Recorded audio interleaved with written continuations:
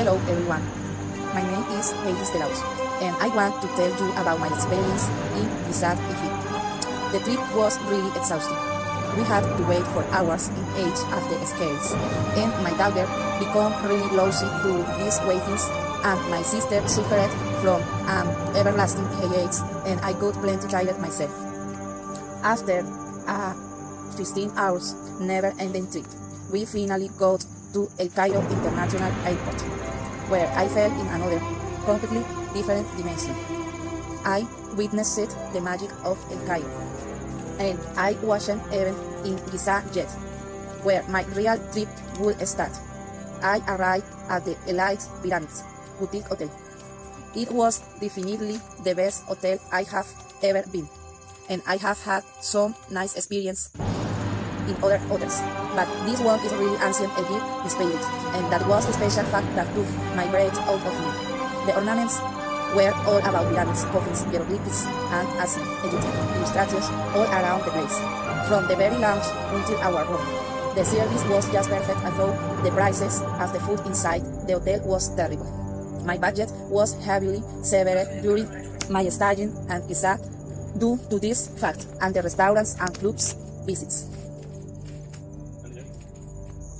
The camel trip to the necropolis was somewhat exhausting too, but nevertheless it was a great experience, feeling the sand bowling around my body, and the turbans got full sand covered during the travel from the meeting point to the necropolis. But still the majesticity of the pyramids can be felt at first sight.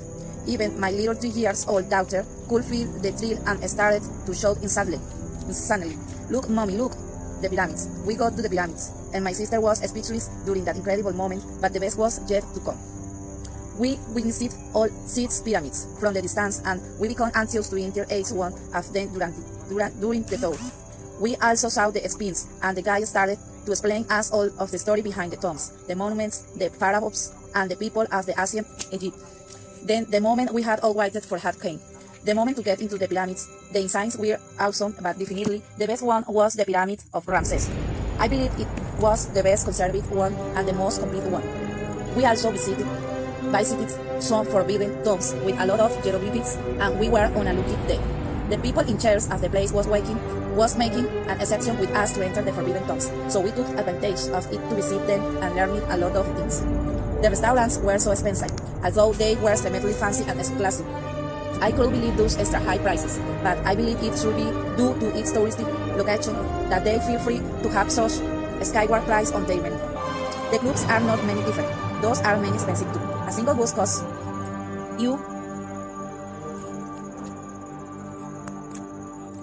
use 50 each. Not to mention the shots, which are made from exclusive ingredients from Egypt. The rest of the days we went around Gizah and did nothing interesting until the day to come back finally came, and we talked about the 15-hour trip.